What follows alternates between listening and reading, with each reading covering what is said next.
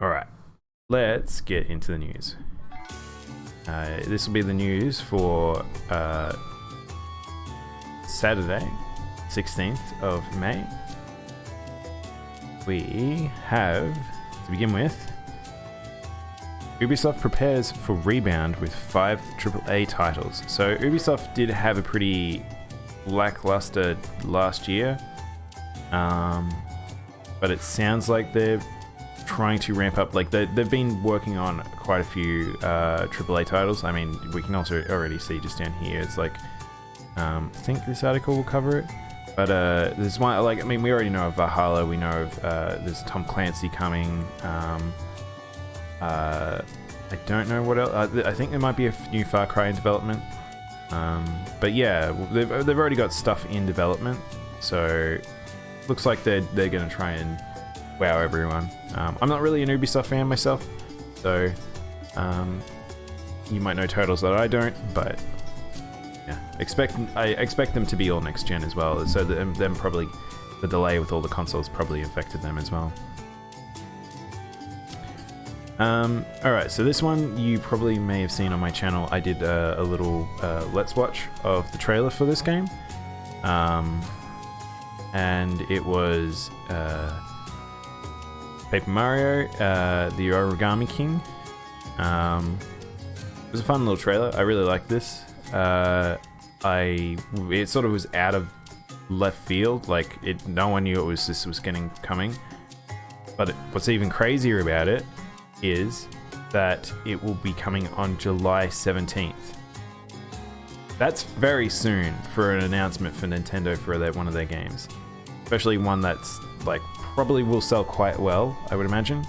Paper Mario is kind of beloved now. It is a bit of a weird one just because Sticker Star was not fond.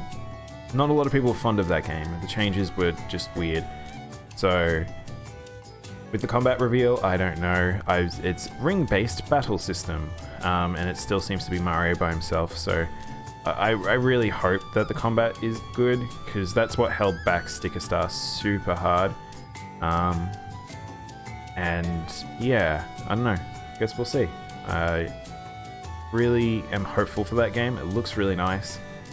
Yeah, we'll see. Oh, this was a weird one. So, Grand Theft Auto, if you weren't aware, was free to play for a little bit. People were able to go get a free copy. And if you don't know, Grand Theft Auto is the biggest selling game ever. It also is the most pirated game ever. But for some reason, Epic Games got the ability to have it on their store and put it up there for free, which they underestimated. People really want to play GTA, all walks of life, and it crashed the Epic store. And yeah, that's crazy. Apparently it gives you a starter pack as well. It gives you a heap of money, some apartment. Wow, that's actually a decent starter pack too. Yeah, that was just a funny thing to read. I expect them to be more aware the next time. Surprising, because that platform is the Fortnite one. You would think that they would have a little bit more gusto on their servers.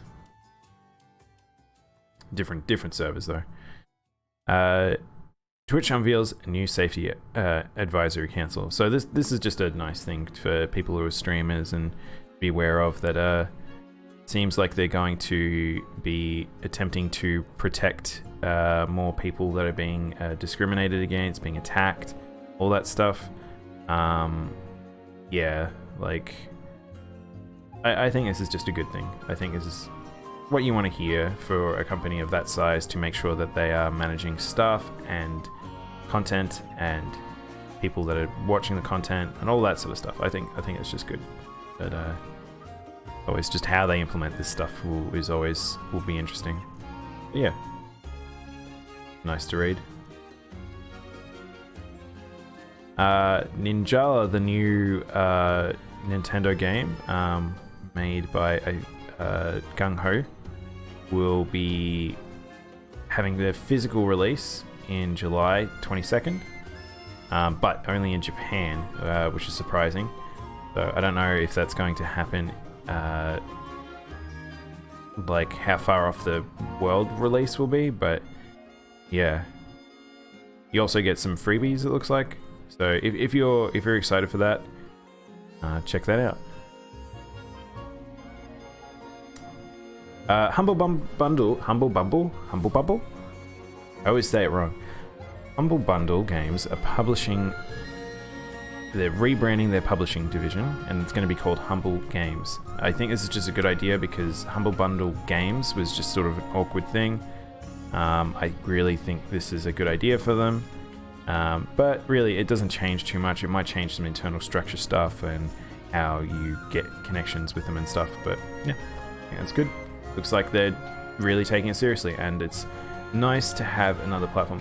Like really outside of Steam and Epic now, I feel like the only other company that sort of does good work are Good Old Games and Humble Bundle. So super happy to hear that.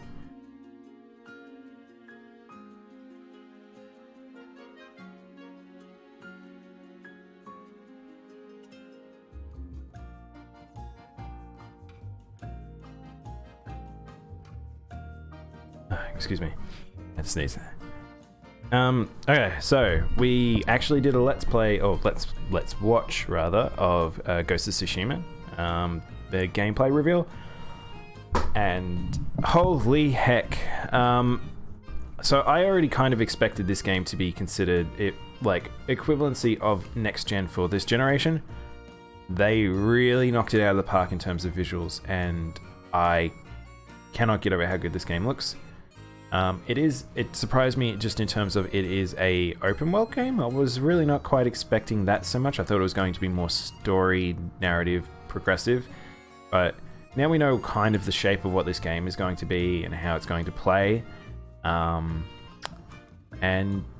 yeah, I mean, the combat kind of didn't really wow me. It was just very generic Western-y. I feel like maybe it kind of has some resemblance to For Honor's combat, but I don't know if I really dig that. It does have a stealth mode. I don't know. The combat just... I think I need to get hands-on for me to know whether or not this is a game that I'm going to enjoy or love, because usually that's what it'll come down to. The world looks fantastic. Theming's fantastic. The music was amazing, so it was very traditional. I really enjoyed that, but I haven't talked about the best feature of all. You get to pat little foxes. There's little Inari shrines and foxes that interact with you to show you things and stuff like that, but you can give them little pats. It's amazing. I don't think I can't even think of a game where that's a thing you can just do. So we need a new Twitter account. Instead of "Can you pat the dog?" is "Can I pet the fox?" Yeah. I actually probably talk about it in the article probably. But yeah, it was cool. I'm really excited to see more of it. It might be my game of the year at this rate, if it's a really fun one to play. Or it could just be one will be at least memorable. Looks money though. Looks cash money. This is a AAA game for AAA gamers.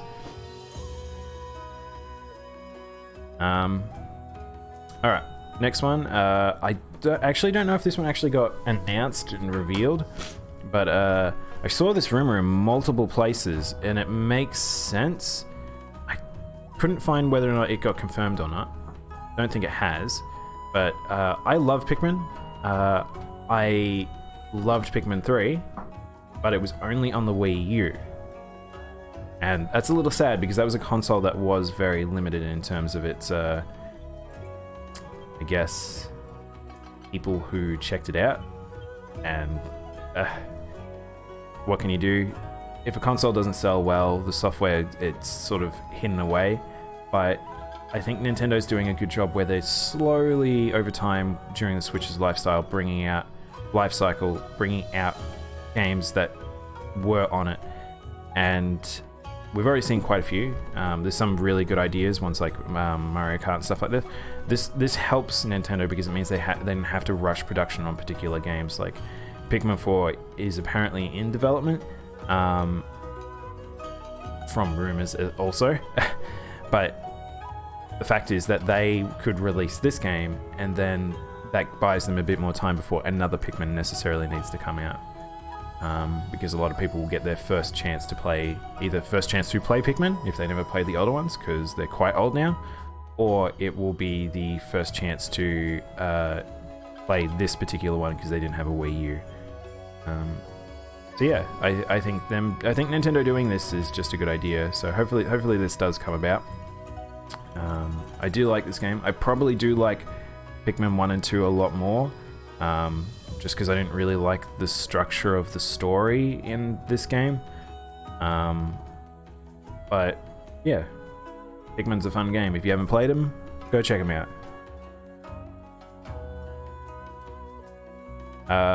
This one I think I did cover as well during the week, which I was excited for. Some people probably don't know why I'm excited for these. So I saw the like-dislike bar, and I couldn't quite make sense of it. I had a friend of mine sort of say, oh, maybe it's due to the fact that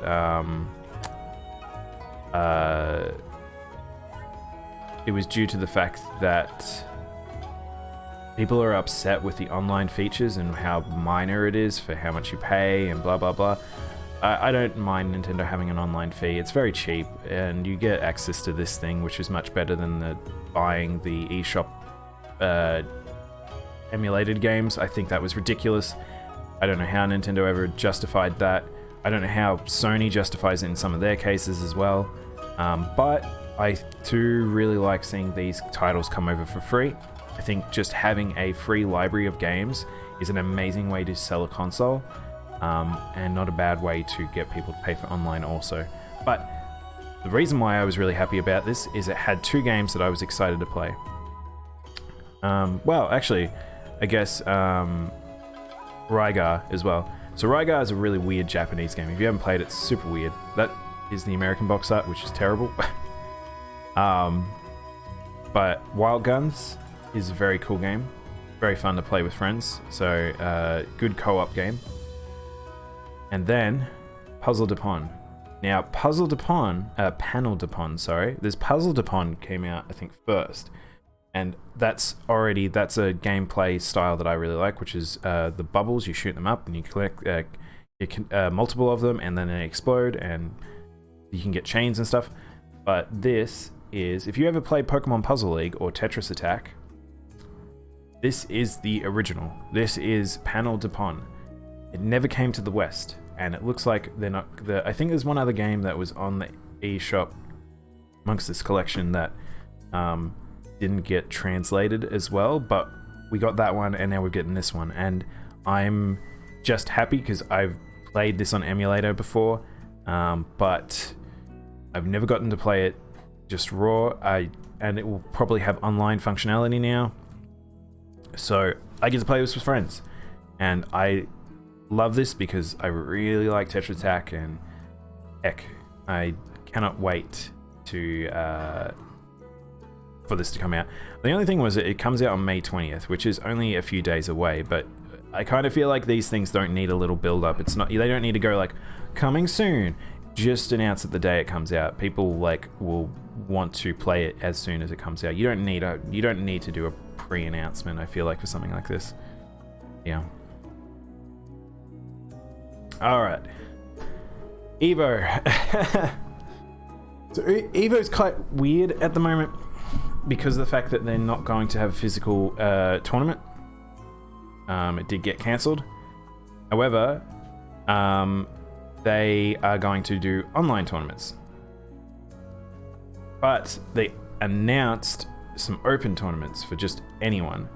And I have no idea how this is going to play out. I think it's like a testing of the format, maybe. Maybe it's just also just to represent, like, this is what good online is, maybe. So it seems like they're still probably going to be moving forward with the games they did plan for EVO, but looks like, so here's the original lineup. They've got it here, so hang on. So we have Unnight in Birth, Smash Bros Ultimate, DBZ, Tekken, MVC2, and I want to see MVC2, Street Fighter 5, Soul Calibur 6, Grand Blue Versus, Samurai Showdown. All games that people would want to see. However, most of these don't have good netcode. Really fucking bad netcode. And holy crap. If they do an online tournament with some of these games, it will be a nightmare. I really, really believe this. So I don't know what format they're going to do that. But for at least this online tournament that they're organizing, they've picked all rollback netcode based games, which is what they should have done. This is what it should be standard for the FGC. Mortal Kombat 11, Killer Instinct, Them's Fightin' Herds, and Skullgore's second encore.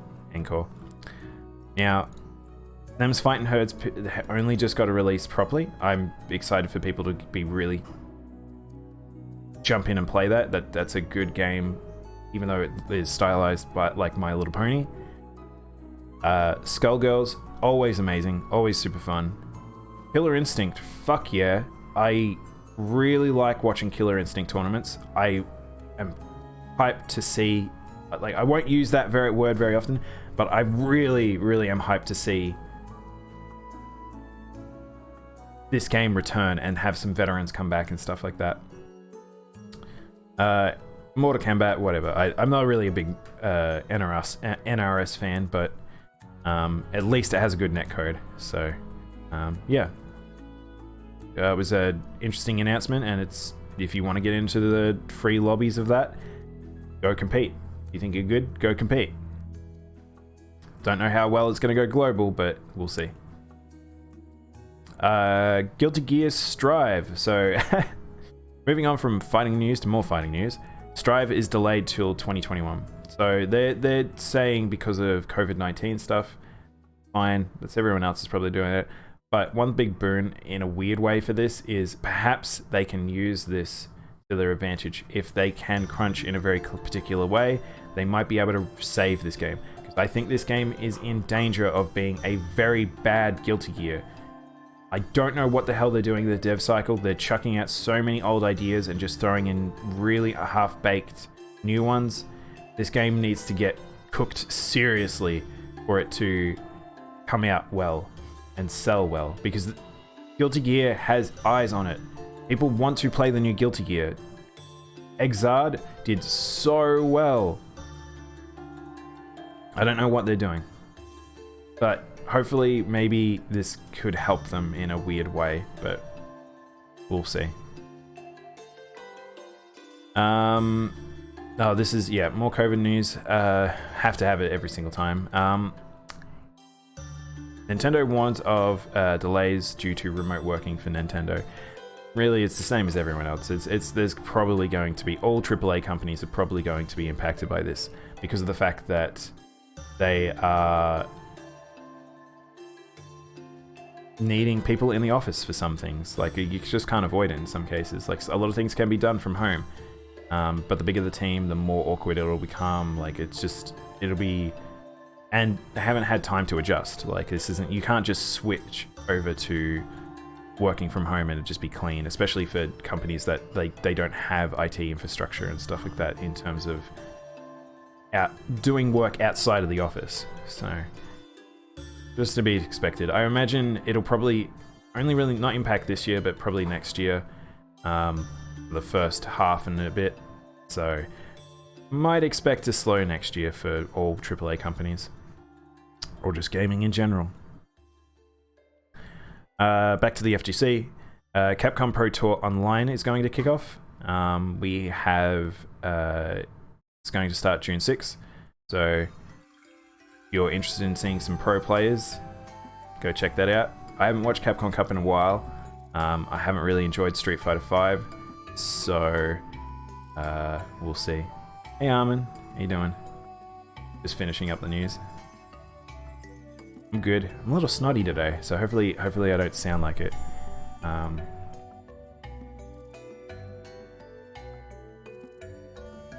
Another COVID-19 thing? Shoot. Quite a few of them. Pokemon Twilight Wings got delayed, so quite a lot of anime production is being delayed. And it looks like this is one of them that got impacted. I mean, these are nice little bits and pieces. I don't really know if there's a point outside of maybe linking into the new game and just advertising Sword and Shield consistently. But yeah, just one of them is going to be delayed. I think there's another one here. Oh no, that's just the same thing. And the last piece of news will be Neo 2 gets its first DLC announced, called Tengu's Disciple. I'm super excited. I probably will play a bit of Neo 2 on stream when this DLC comes out.